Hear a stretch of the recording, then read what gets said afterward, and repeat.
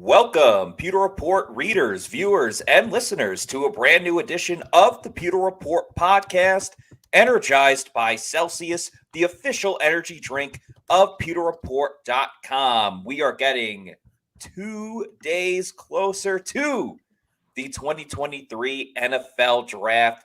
That means we have time for one more final Pewter Report Bucs mock draft that you may have seen on PewterReport.com.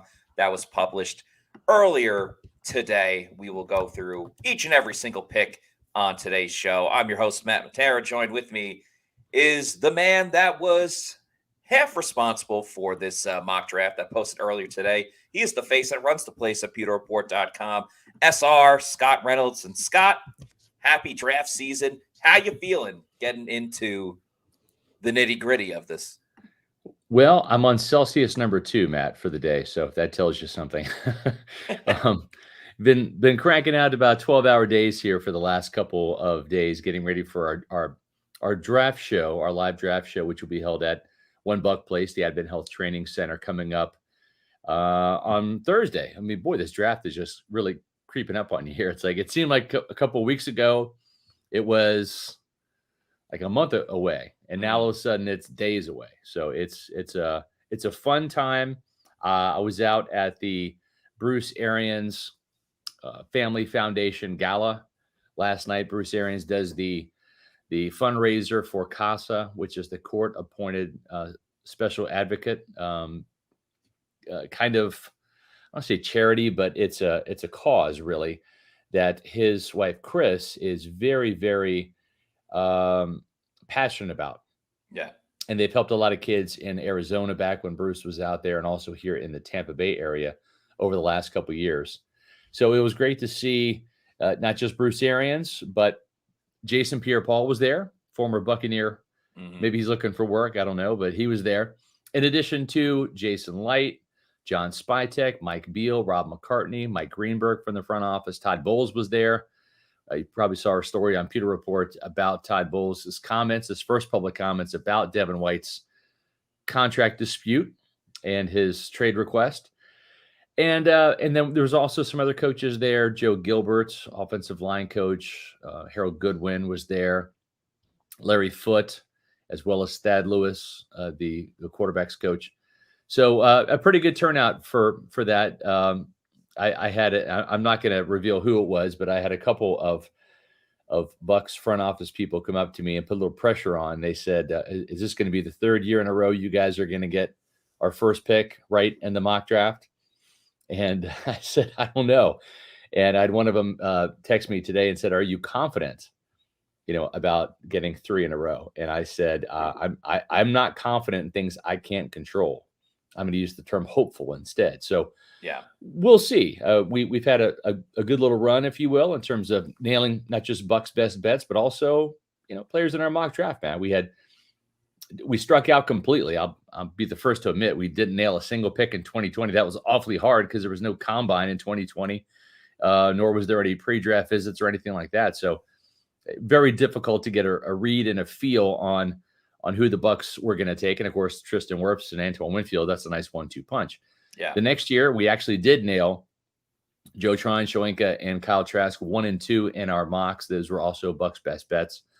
And then last year, between our mock draft and some Bucs best bets, we had Logan Hall and Rashad White, as well as Kate Otten. So if we can hit one, we're feeling pretty good about ourselves. So we'll see what happens on Thursday and Friday and Saturday.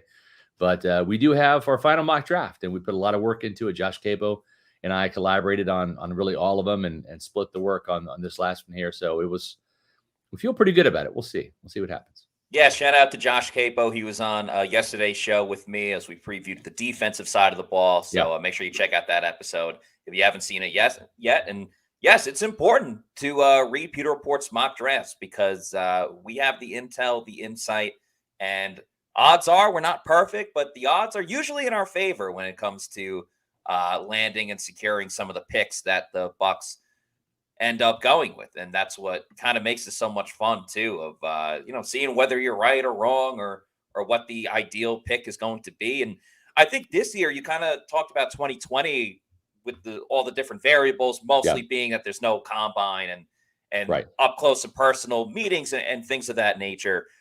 I think this year, while obviously you can't compare it to 2020 and what was going Yeah. on then, I think this year being so wide open and the Bucs Yeah. in a much different position of Right. just positions that they need, but it's more depth than it necessarily is an immediate starter, except for Right. like certain positions where maybe the first round you're a little more comfortable or hopeful, as you said, or I'll use the term cautiously optimistic.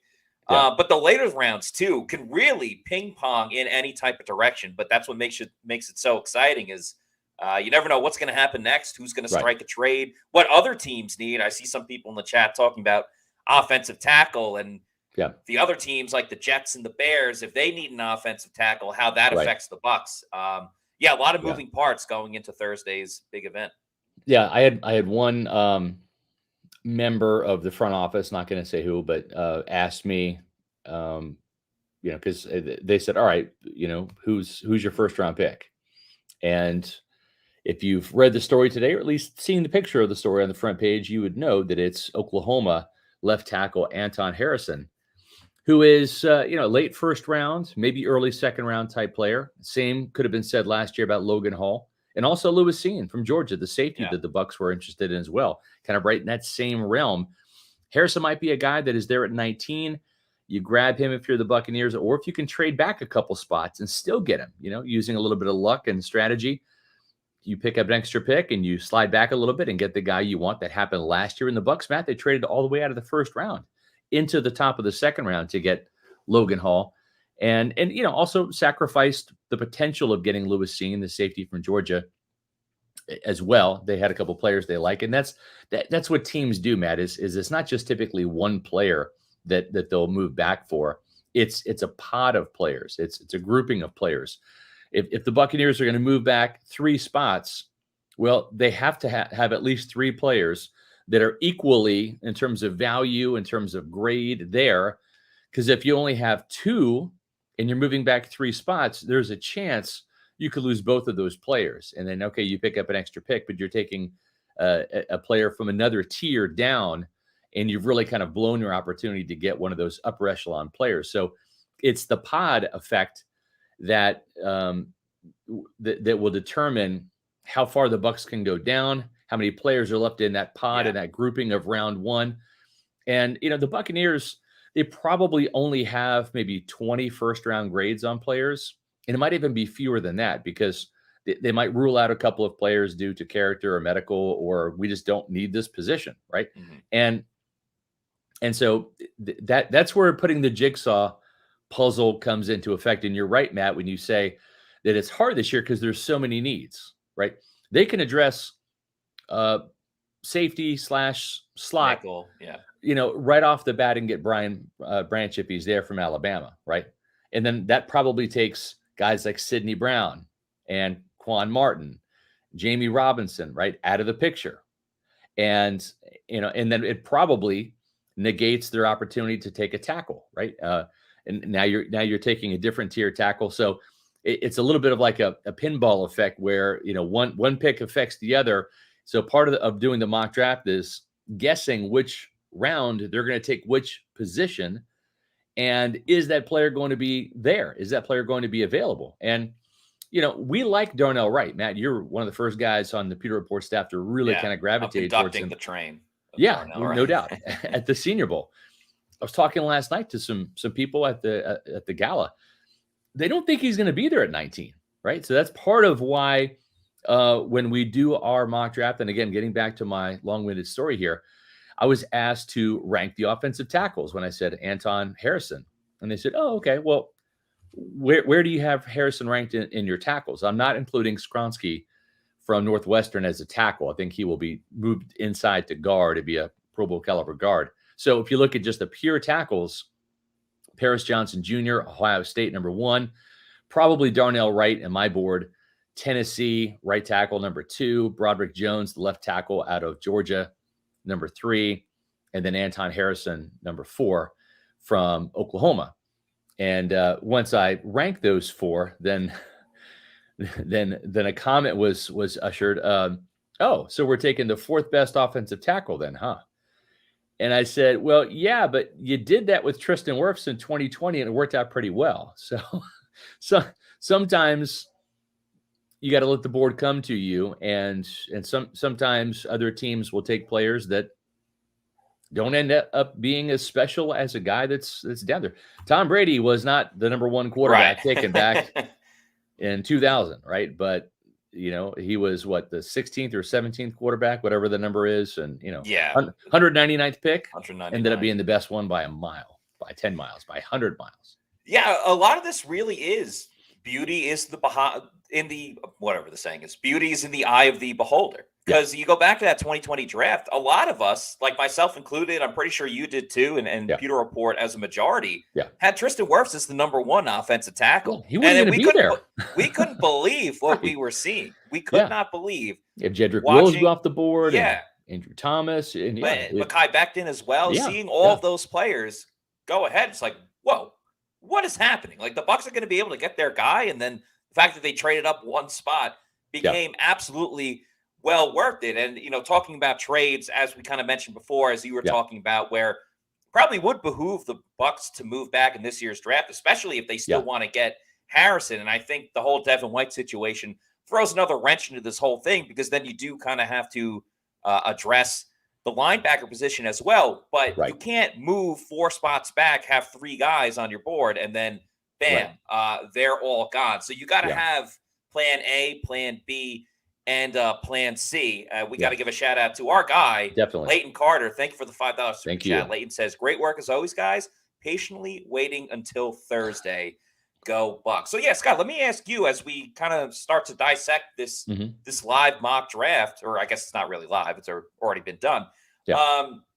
We do have Harrison going as the Bucs' first pick at 19.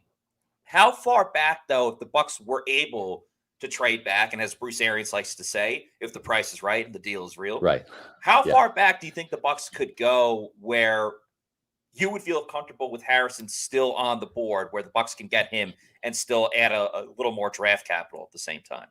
That's a great question, Matt, and I'll probably have a better answer for you on Thursday. Only I put you on the spot a little bit, so and that's fine. That's fine, but I really I've been so tunnel focused on the Buccaneers, on these mock drafts, on our Bucs best bets and our position previews.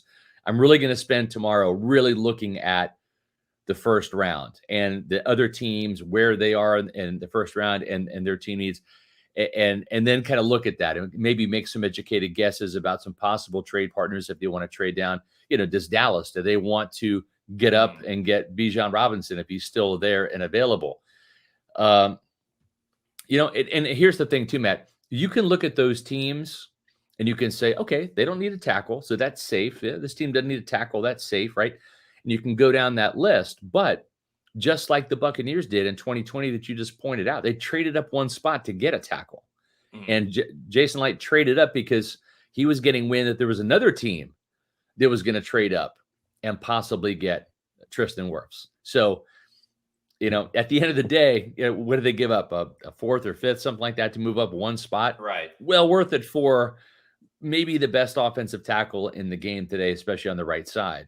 So that's where it becomes a little sketchy. You can look at the other teams behind you and see, okay, probably safe here to trade down 3 or 4 or 5 spots, whatever. But all it takes is a team trading up from the lower part of the first round, or Matt, a team who's already picked trades its second round pick and maybe a 4th to get back into the first round to grab a left tackle. They don't grow on trees. So I think after Harrison, though, there is kind of a fall off at the left tackle position.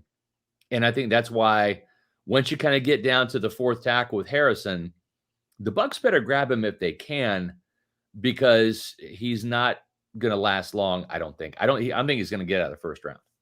Yeah, I think if you look at it, if we're kind of formulating and basing like offensive tackle and safety as some of the top 2 positions that the Bucs need to get after in this year's draft, you can run the risk of not getting a safety in the first round and still getting Jamie Robinson, Sidney Brown, some of the other guys that we talked about. You can run that risk, and hopefully they are still there.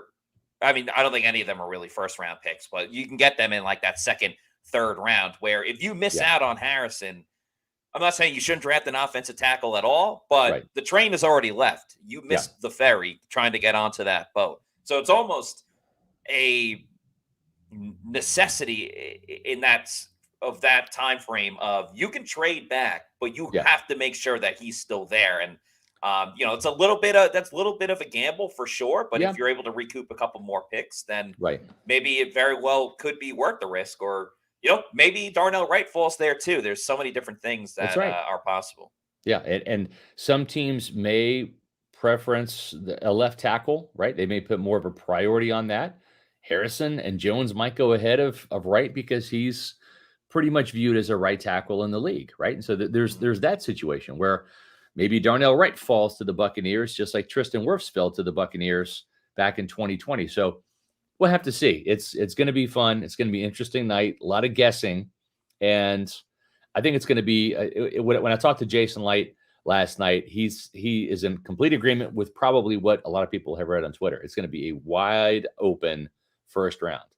A lot of guys, as you said, Matt, beauty's in the eye of the beholder. You're going to see guys that some draft prognosticators will say, wow, that's a reach. That's a second round player. Well, not on their board. I mean, there's not a lot of difference between guys probably between pick number 15 and the end of the second round. I think there's a large swath of guys that are kind of all graded similarly, obviously different positions and different, priorities, but I just think that they're going to be, there's going to be some interesting picks there. I mean, like, for example, the Patriots picked Cole Strange in the first round last year, so there you go. Yeah, Patriots are always a candidate to make the odd pick that no one really saw coming. We're going to review the draft right after this super chat from Bucs Basement. If you super chat us, we'll make sure we get to it right away. Yeah. And don't worry, if you don't want to ask the draft question, that's fine too. Yep. Thank you, Bucs Basement. They say, I am disturbed by the report that Devin White wouldn't be around till the start of the regular season. Nope. Get rid of him. Arians would have. Well, but Bruce Arians said last night, he's like, just show up and play, Devin. I don't think anybody wants to get rid of Devin. They just want him to knock it off and just come back and play some football. This guy wants to get paid, and nobody's going to pay him right now. No one's going to trade for him right now. It's not going to happen. The Bucs don't want to trade him. This is a critical year for Todd Bowles. This is a critical year for the franchise. They don't want to get lapped by the Falcons, who spent a lot of money, or the Saints, who now have a better quarterback and Derek Carr. They want to continue to compete for the NFC South title and continue to ascend and get back up into eventually Super Bowl contention. Not this year, probably not next year, but so 2026, maybe if they have a couple of good drafts, the cap situation clears up a little bit. This is not the year to necessarily have a rookie linebacker learning on the job when you've got a guy in Devin White who is in his fourth year in Todd Bowles' system, Matt. Yeah, and a disgruntled guy that's probably not going to be willing to show you the ropes as much as you would hope in that type of situation. I think what Devin is failing to understand on the other side of this is other teams can't afford him right now. Free agency is done. Right. The draft is right here. Any other replacement at inside linebacker, odds are it's going to be through the draft, even though Jason Licht has said it's not a very strong draft in general. But, you have to have a trading partner. It takes two to tango. And I think even if the Bucs were saying right now, we want to actively and willingly shop Devin White, which they are absolutely not, no team is really coming to the table. So it's in Devin's best interest just to play it out and bet on yourself and prove that you can do it for another season. And then as far as holding out in OTAs and training camp, or I guess training camp specifically, the situation, go ahead and do it if you want to. I mean, you're just going to cause more distractions. You're just going to get a further bad label. And I don't think Devin has a bad label just yet, but you're just going to lose more money. You're going to have to play anyway if you want to become that free agent and get that big contract next year. I think what he should just do is say, I've said my piece. I know I want this big contract. I'm going to play out my year and then kind of go from there. And I think a lot of Bucs fans and players and personnel will at least respect him being open about it and playing through. But until then, Devin doesn't really have a lot of options. No, he doesn't, Matt. And I think what he has to understand is, and this is, I think, where his immaturity is really coming to the forefront. He's kind of showing his ass to other teams, right? And I've said it before, it bears repeating. If he wants so bad to be the highest paid linebacker in the league and trump what Roquan Smith is making, well, the problem with that is he's not Roquan Smith. He's not as nearly as good or as consistent as Roquan Smith. But if that's what his burning desire is, I've already got a Super Bowl, I'm already a Pro Bowler, I want to get paid now, right? That's the perception he's giving off right now on social media. Okay, fine. So let's say some team foolishly trades for him or signs him in free agency next year. What's going to happen 2 years down the road into that 5 or 6 year contract extension when he gets lapped and somebody else is the highest paid linebacker? Is he going to hold out again? Is he going to gripe again because he's not the highest paid guy now? Is he going to be a problem again if a team trades premium draft pick for him, pays him all this money, and then has to deal with this kind of, foolishness or nonsense again in a couple of years? Is it worth it? I don't know. I'm of the opinion right now, and I've got no bones or beef with Devin White. But sometimes when people tell you who they are, pay attention, right? Right. I'm fine with letting him walk. If this team can draft a Jack Campbell, a Cam Jones, a really good inside linebacker in this year's draft class, and then he wants to go somewhere else and make some money, whatever, fine, go ahead and go. The Bucs get a 3rd round compensatory pick the next year. That's fine. I like team guys. I like guys that want to be a part of the Buccaneers. Derek Brooks in 2001 held out for 11 days in training camp. He didn't ask for a trade. He didn't want out. He wanted the Bucs to pay him, and they finally did. But we didn't get that from Devin White. Devin White he skipped over the holdout and went right for the triple dog area. That's the odd part about it. And every year someone gets the new highest paid contract of all time. You see it more with like quarterbacks and wide receivers, but inside linebacker is not secluded from that at all. So yeah, a bit odd that he just completely skipped it right there. I can live with the Bucs moving on from Devin White if they have no other choice. It's either move on from him or pay him the $20 million. I'm okay with that. It's a whole new world going into a season if Lavonte David's not there either, and you have two new inside linebackers. Now, granted, you could find another one in free agency that isn't as expensive, right, and kind of have a veteran with a rookie coming in. So it's not like you just have to draft 2 rookie inside linebackers, and that's your group for next year. But yeah, definitely a not the most exciting outlook at inside linebacker in 2024. Yeah, and I'll say this too, Matt. If the Bucs' attitude towards Devin White might change if they do draft like a Drew Sanders, a Jack Campbell, if they really invest a premium draft pick into a guy that they feel has immediate starter potential, has really, really big upside, and I think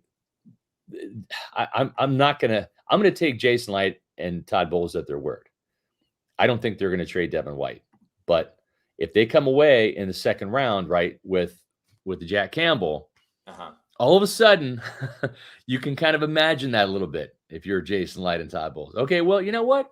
We have our guy now. We have our guy for the future. Maybe he replaces Lavonte next year in 2024, or if Devin holds out, or we trade Devin, maybe we just start him next to Lavonte for a year, right? All of a sudden, once you have that kind of, bird in the hand, then maybe you relax a little bit on we're not going to trade Devin White stance. I don't know. It'd be interesting to see what happens. I'm just curious to get Lavonte David's, thoughts about all of this. Because when we last spoke to him, it was before any of the trade requests, and he was talking about how excited he was to continue to develop with Devin, Yeah. and now that's obviously changed. So Yeah. there you go. Good question from Christopher Oxentiner. I don't think Devin White is going to be worth a first round pick. If someone offers that, I think you got to take it. Like, no matter what, you got to take it. But even Roquan Smith, who again, better, more consistent, more accolades for Roquan Smith, only fetched a second and a 5, right? So yeah, I'm with you, Matt. If you get a first round, you really got to think about taking it. But it will be interesting to see. So let's go back to our first round pick was Anton Harrison. But folks, if you're looking for your own first round pick, you might have seen our Twitter polls we've been doing. We want to find out what the top Celsius flavor is. And right now, if you go to we're just about into the semifinals here. So right now, our latest Twitter poll has got sparkling Arctic vibe over peach vibe. Matt, that's probably going to upset you a little bit. Aren't you a peach guy? No, I'm Team Arctic vibe. Okay, yeah. All right. So yeah, you're happy. Josh Capo is not happy. So Arctic vibe is winning. So it looks like right now, Arctic vibe, grape, tropical vibe, and orange. That's going to be the final 4 right there. And then we'll have a winner during the draft, and we'll see which Celsius flavor prevails. I had the orange this morning, and it was awesome as always. I will say that I did try. I had a fantasy vibe the other day, but there is a new flavor, and that flavor is this one right here. I'll put it up on the screen here. Oasis vibe, folks. Yeah. I literally just had this afternoon. It's got a great afternoon taste. It's not too sweet. The Oasis vibe is sparkling prickly pear and lime, and it's absolutely delicious. It's definitely a top 5 for me right now. I like some afternoon flavors. I like the lemon lime, and we'll put that up on the screen right there, the sparkling lemon lime. The fantasy vibe is sweet. The orange is kind of sweet. Those are kind of breakfast flavors for me. Tropical vibe, Arctic vibe, peach vibe. Those are all kind of sweet flavors. If you're looking for some flavors that are more afternoon, boy, that lemon lime is fantastic, as is the Oasis vibe as well. And where can you get Celsius? Well, it's really easy. They make it super easy. All you have to do is go to Celsius.com, type in your location, and you're going to find all of these health and fitness stores, convenience stores, grocery stores. Oh, what's that the name for a convenience store, Matt? What am I bodega. Bodega. And then go there and grab a couple cans, try them, find out the ones you like. Once you find the ones you like, you can order them on Amazon. Do the subscribe and save. They ship them right to you. I just got a huge case of Celsius that I ordered from Amazon. Ship right to your door. It's as easy as that. You can also get Celsius now on Instacart. So there's plenty of ways to enjoy Celsius. Just make sure that you're drinking a Celsius, folks. It's got all the energy you need without the sugar crash later, because there's no sugar. It's a healthy energy drink for you. And it's the official energy drink of Pewter Report. And I am fully energized by Celsius today. 2 of them. So we're literally just a couple days away, Matt, from the live draft show, and we're super excited about this. Kicks off at 7 p.m. Eastern time, April 27th. That's this Thursday. And if you notice, all these times are an hour before the actual draft starts. So you get all the previews, and you get caught up on what happened the day before by tuning in to our Pewter Report live draft show, energized by Celsius. You can watch it on pewterreport.com. It's all you got to do. If you're on your phone, your tablet, your laptop, go to pewterreport.com, check it out. You can also stream it right here on our YouTube channel, Pewter Report TV. Make sure you're subscribing to our Pewter Report TV channel, and also liking all of our videos. It helps us with the algorithm. It gets us in front of other Pewter Report, Pewter people. And we love you, Pewter people. That's why we do the show, is for you guys. So let's get back to the mock draft, Matt. We've got Anton Harrison in round 2, and we go edge rusher in round. I should say Anton Harrison in round 1. In round 2, we go to edge rusher Derek Hall from Auburn. Yes, we do. A little bit of an undersized player. We talked about him a lot, though, in previous episodes. He's a senior that's 6'3", 254.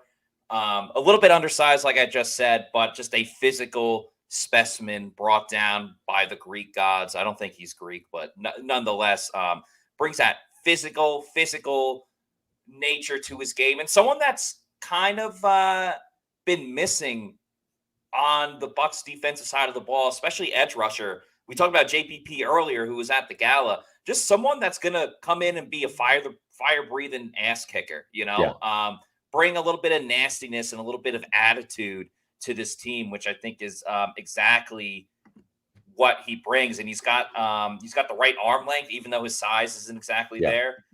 Good leverage as well. So definitely someone that fits the mold for the type of edge rusher that the Bucs are looking for. And, we've talked a ton about the fact that the uncertainty of Shaq Barrett makes this a more appealing draft pick to take an outside linebacker earlier on, and the lack of development from JTS.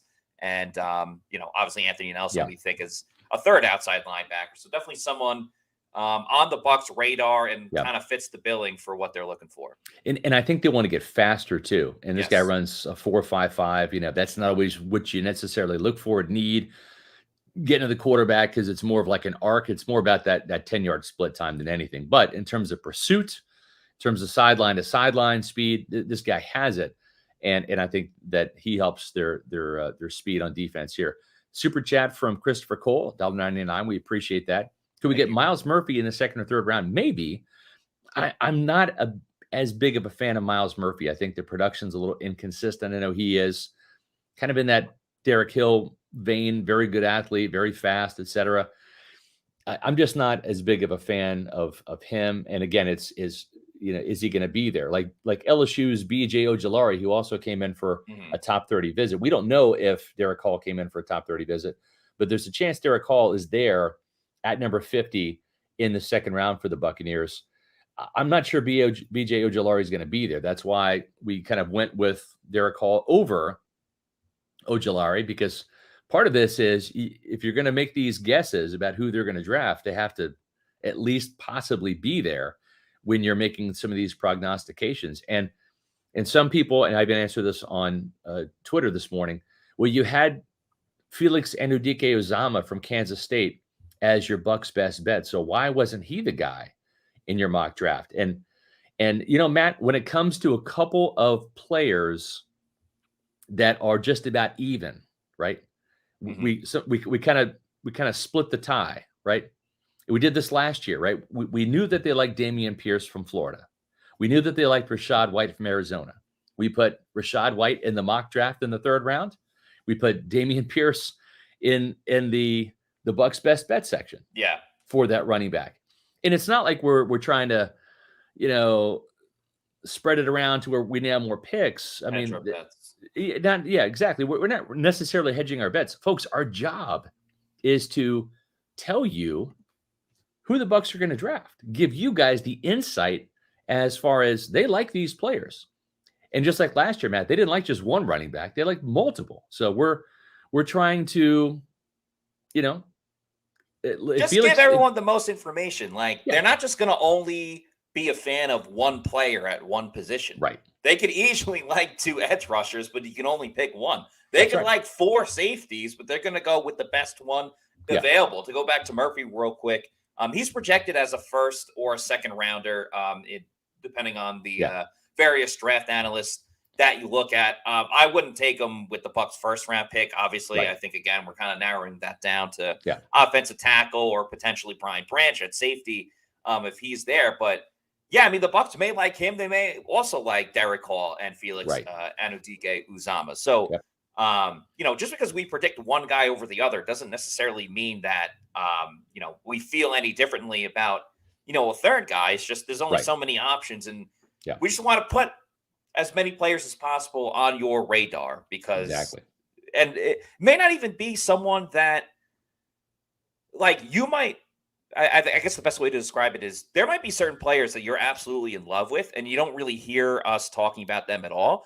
Right. And maybe that's just because they're not a fit for the Bucs specifically. Yeah. It doesn't make them a bad player. If there's a defensive tackle or an outside linebacker that is more fit for a 4-3 defense, why would we talk about him with a Bucs 3-4 type of defense? I think that's kind of the best way to look at it. Perfect example, Matt. You nailed it. It is like Keon White, right, from Georgia Tech. Yeah. He is a New Orleans Saints 4-3 power defensive end. He's not a good fit for the outside linebacker position that Todd Bowles wants to run, despite Mel Kiper trying to shove him to the Buccaneers in several first-round mock drafts. It's not going to happen. And if it does, I'm happy to come on here and say, well, Mel Kiper knows more about the Bucs draft than I do. But I don't know that that's the case. Third round, we're going to go to a familiar face. We've talked about him a lot. He's been in mock drafts that we've done before. We had him in the second round in one mock draft, but Sam Laporta from Iowa. Matt, this is a player that, man, you talk about when the ball's in his hands, this guy makes things happen. He's got some speed, 4.59, kind of undersized, kind of like that George Kittle, who also went to Iowa too, right? Hawkinson. I mean, there's been a lot of Iowa's kind of TEU. Kind of, yeah. It used to be Miami, now it's Iowa, Matt. Yeah, absolutely. And Laporta, I think, is a great compliment to Cade Otton, because we got to remember the Bucs have to decide, but who's going to be tight end one, but they kind of almost don't have to, because Dave Canales, the new offensive coordinator, we project is going to implement a lot of 2 tight end sets, which the Bucs did a little bit to a degree last year, but I think you'll see a lot more of it. And with Otton being a solid blocker right now at the moment, and you have Keith in the mix that could also be a blocker as well, I think it's important for Tampa Bay, specifically if they're addressing tight end, to get another, big time receiver. And, he's had 2 straight years with 50 catches, over 650 receiving yards. He's got a huge radius, which I think is super important, especially when you have Baker Mayfield or Kyle Trask as the quarterback that's going to be throwing it to you. Both times you're having a quarterback that is in a new offensive system. And for Trask, it would be his first time starting if he gets in there. So I think there's a lot to like just overall with his radius, with his speed, his ability to be a route runner. Just adds another weapon to the Buccaneers offense, which could certainly use 1 or 2 more, especially if there's going to be a drop off at wide receiver out of the big 3 of, Mike Evans, Chris Godwin, and Russell Gage. I'm not saying Russell Gage is a big 3 wide receiver, but he's 3 on the depth chart. So, if you have to add in another element, whether it's another really good receiving tight end that can kind of make up for production that you might not get from a wide receiver 4, or, if a running back that they take late burst onto the scene as well, it becomes RB2 behind Rachaad White. Also going to need weapons in many different ways. So I think Sam Laporta, very exciting. Not the best run blocker, but can improve. But again, that's why you have Keith there, and why Cade Otton has already gotten to a certain level as a blocker. I think he's definitely an intriguing pick, and the way the other Iowa tight ends have panned out in recent years, how would you not be excited about a player coming from that school? Yeah, and you know what? Fair point. He might be gone by the third round. He might be a second round pick. We had him as a Bucs best bet, so that's that day 2 range, right? That second or third round is where Laporta could go. The Buccaneers could also trade up to get him, right? Yeah. And we've seen that before, where the Buccaneers go back to 2015. They drafted Donovan Smith early in the second round, and then they traded their third round pick and I think maybe a 5th to move up into the second round to get Ali Marpet. So we've seen Jason Licht make some moves to trade up to get players. We've seen him trade back. He's Trader Jason, man. This guy if he likes the player, he'll go get him, or at least try. So I think Laporta is one of those players that they're high on as well. And let's move on to day 3. The Bucs don't have a 4th round pick as of right now, but folks, I'm telling you, that's burning a hole in Jason Licht's heart, because he loves recovering draft picks that he has traded away. So you watch. If they can, they'll trade down in the first round, maybe even a spot or 2, and try to get a 4th round pick. That's just like an OCD thing with him. He hasn't told me that, but I kind of know. and if he can get a 4th round pick, he's going to want to do that. It's going to be awfully hard, Matt. We talked about it today, kind of on our group call, as we're the Pewter reporters behind the scenes. We're planning our draft show. It was a different story last year, Matt. They had the first pick in the 4th round to start day 3. They picked Cade Otton from Washington, the tight end. Now they won't pick until well into the 5th round. So they're going to be twiddling their thumbs without that 4th round pick for well over an hour or so. probably close to 2 hours before they pick in the 5th round, unless they make a move up. But in our mock draft, we don't do trades, so let's stick to what we have in the 5th round. So in the 5th round, they address the defensive line position with a player that really has kind of fluctuating value.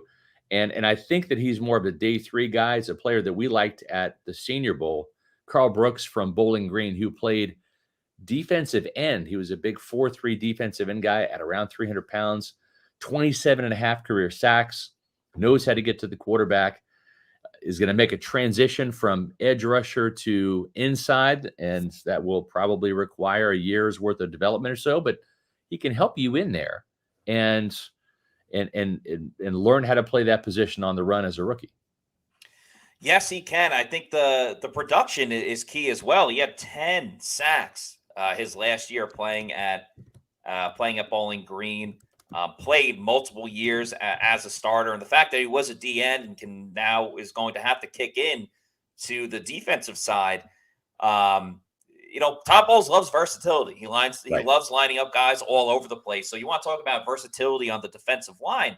Carl Brooks is your guy, and you mentioned his performance at the Senior Bowl. I think just the fact, and I was saying this on yesterday's show, when you just have a small school guy that performs well against the big name schools and the Power big name 5 conferences against Power 5 competition, that sticks with you for whatever reason. So I think with defensive tackle, it's very interesting because a lot of this depends on the overall development of Logan Hall, because you got Vita Vea in there, and you signed Greg Gaines, who should be like another big run stuffer. So if you want to take a guy that, as you said, is somewhat developmental, the athleticism's there, the fact that the production is there, I think you're willing to, quote unquote, redshirt him if Logan Hall is able to step up or the Bucs re-sign Will Golson. So, there's a reason we've been talking about him a lot. There's a reason he was a Bucs best bet for some of the later rounds. And Carl Brooks, don't be surprised if he's in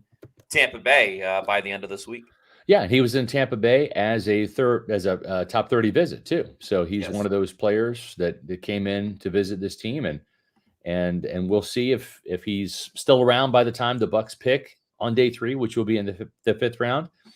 For a small school guy making a transition, even though he played well at the Senior Bowl, remember he was a combine snub, and sometimes that's a tell in terms of how NFL teams view players. Sometimes those combine snubs, they'll get picked in the middle rounds, but sometimes, more often than not, they're day 3 guys. So sticking with the 5th round, another top 30 visit guy that the Bucs had in. They had his brother in also, but we're talking about Chase Brown from Illinois, the running back.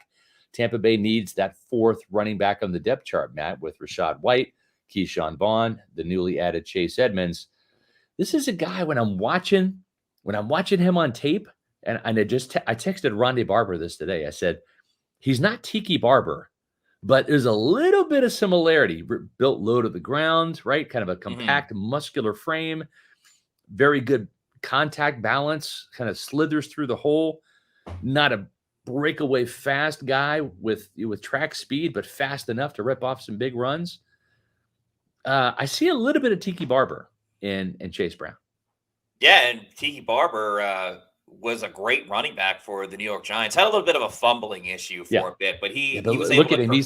He's holding it high and tight in this picture. Exactly. He's already got that down. I think the description of him was rocked up, like just the way that he looks and how he's low to the ground. I mean, it's key for running backs to have that low center of gravity. And he said he might not be the fastest, but I mean, he had a 4.43. So that's fairly good speed. And the production is there. Had 2 seasons in a row with over 1,000 rushing yards, total 15 touchdowns in those 2 years as well.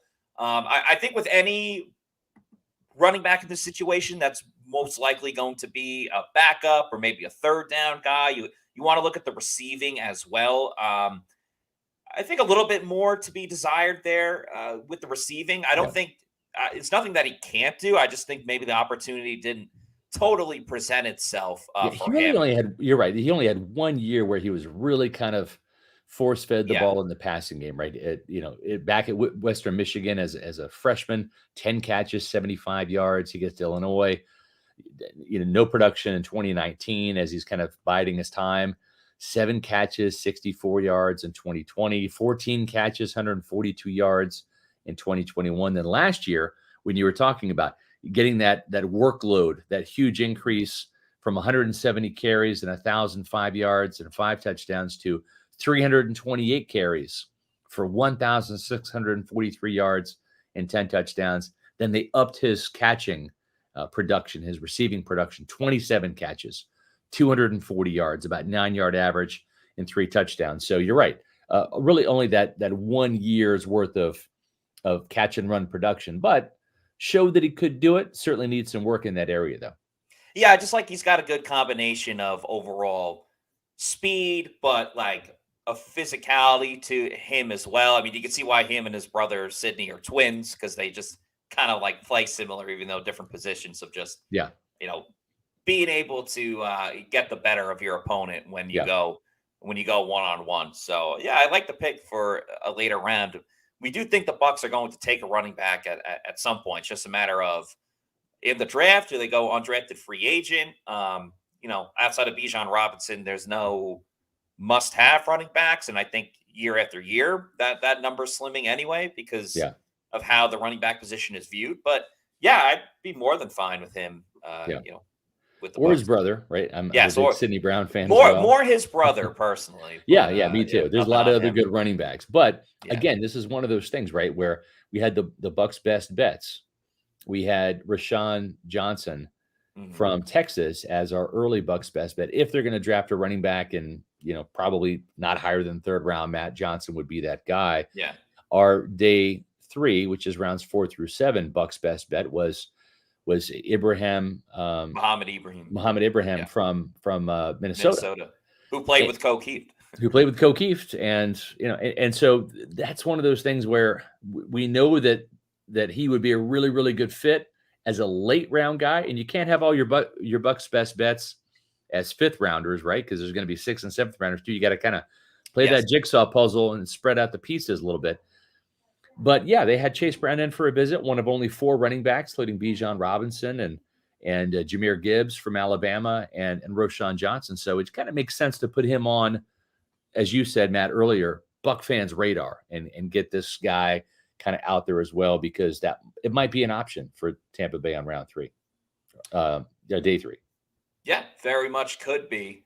Moving on into the first of the trip sixes of 6-round picks that the Buccaneers have going on in this year's draft. Of course, Cam Jones. Jones out of Indiana. They laying the wood on. Yeah, that's Chase Brown right there. That's a great photo for this podcast.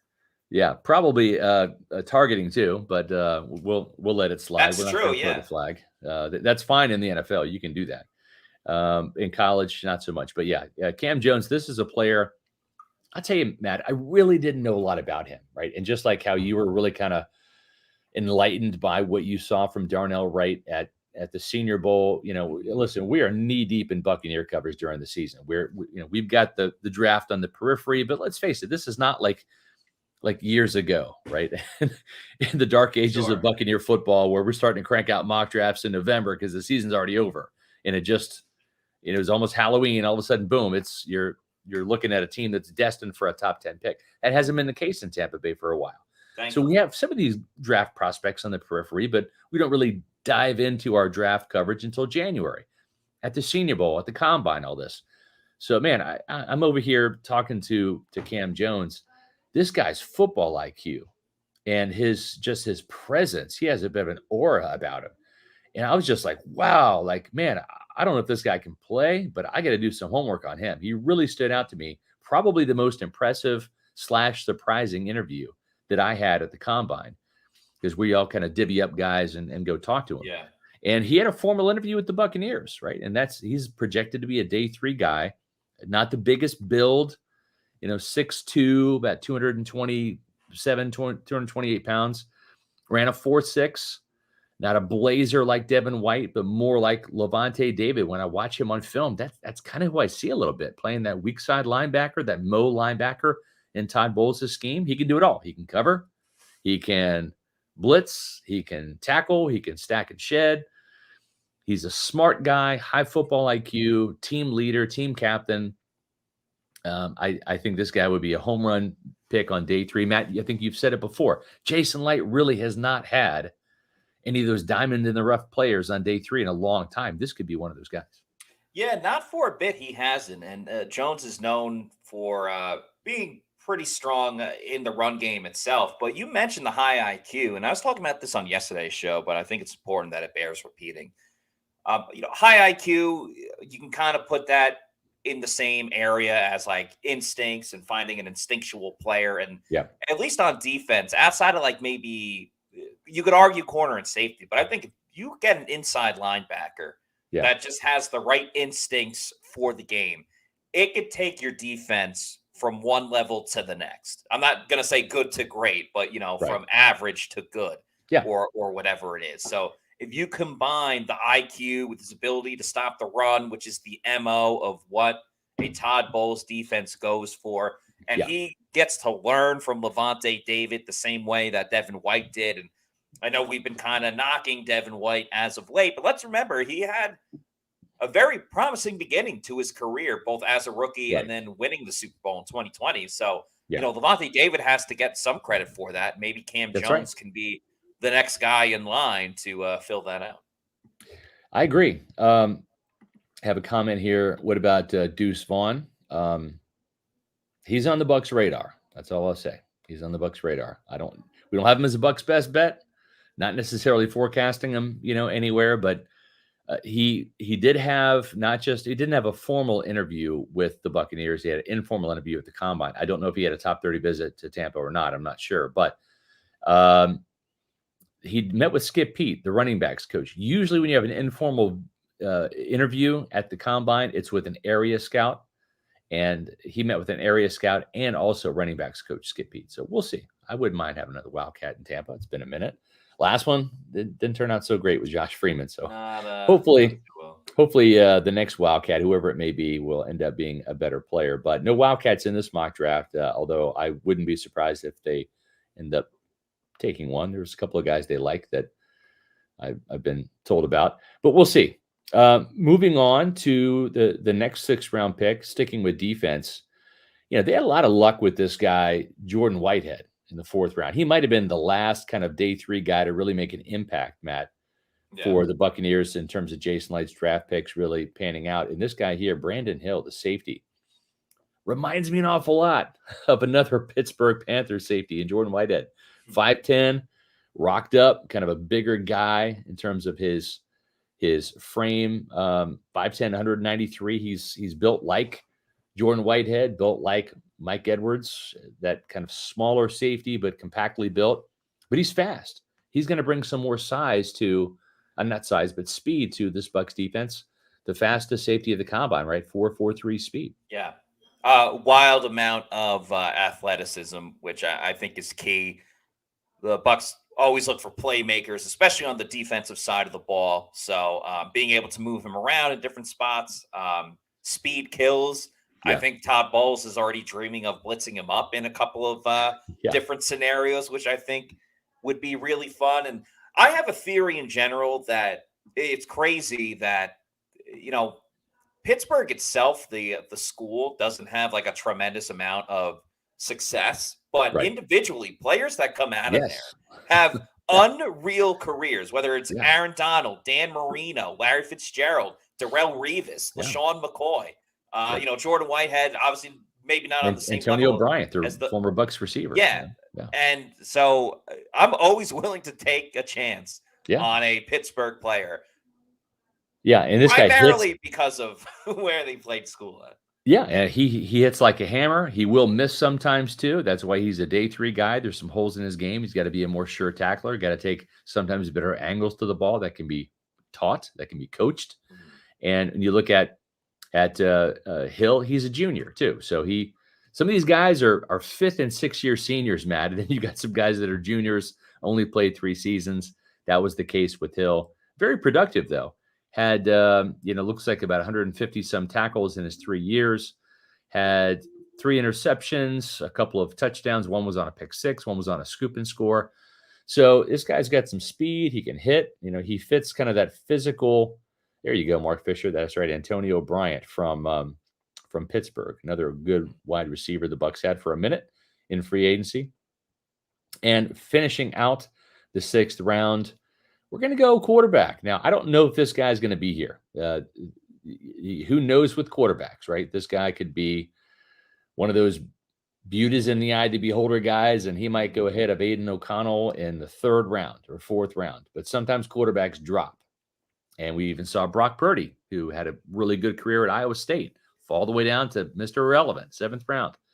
But we think that there is something to the Buccaneers bringing this guy in for a top 30 visit. He seems to fit physically what Dave Canales likes in terms of a guy that's mobile, that can get out there and do some of those quarterback bootlegs and waggles.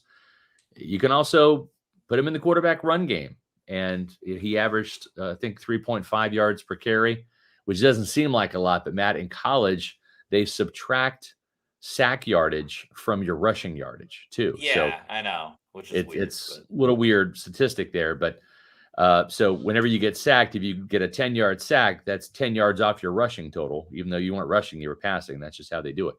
But 104, 105 touchdowns, whatever the number is, that's a lot of touchdowns that he's thrown in college. I think he's got a finish with a 4-to-1 touchdown interception ratio. That is over his career. Last 2 years, 30 touchdowns, 10 interceptions as a junior, then 40 touchdowns, 10 interceptions as a senior. Just gotten better every year, more productive every year. And he could be kind of a late steal for the Buccaneers on day 3. Yeah, we know the Bucs need to add a 3rd quarterback. Whether you want to debate they should get a veteran or go through the draft, that argument can be going for another day. You've seen in recent years just the trend of late round quarterbacks. You obviously don't want them to play, but they've played out of necessity. Your very own Skylar Thompson with the Dolphins, and then Brock Purdy, of course. So if you're taking a guy late with the break glass in case of emergency type of situation, you want someone that has a little bit of another element. Like, okay, if he's a good passer, fine. But if he's just a statue back there, that's probably not going to do anything. Right. So just like the versatility to be able to move, especially in this new offense with Dave Canales, get some of the waggles going. I think it's fine for a late round pick where you guys have selecting him in this year's draft. So yeah. They have to get a 3rd quarterback. Why not do it through Clayton Tune? Yeah, and then wrapping up our mock draft where he was in the last one, we'll keep him there. Not that we really like him, but the Bucs seem to. So it's, again, folks, these are not necessarily players that we love or like or stand on the table for. We can appreciate some of them, but Miles Brooks is one of those players to end the draft, coming away with another cornerback who can maybe play inside as well as outside. He came from Louisiana Tech, but prior to that, he had a career at Stephen F. Austin, where he had 4 interceptions in 2021 and then a pair of picks in 2019 and 2020. And then he had 3 interceptions last year. So he is kind of a feast or famine type guy, average speed 4.51, but pretty decent size, 6'201". And, he's got a nose for the ball, right? And he can break up some passes and pick some off. And so they want another guy that can create some turnovers there. So that's the mock draft right there, folks. We'd love to have your comment and your feedback in the article comments on the story. I'm going to grab it and put it here in the chat. Should have done that at the beginning, but you can take a look at it now. And let us know what you think. We also have it posted on Twitter and Facebook, but we'd love to get your comments on it. And, folks, I've been saying for the longest time, I'm going to be 51, go to age rejuvenation, et cetera, et cetera. Well, I am 51 now. And, but I don't feel it.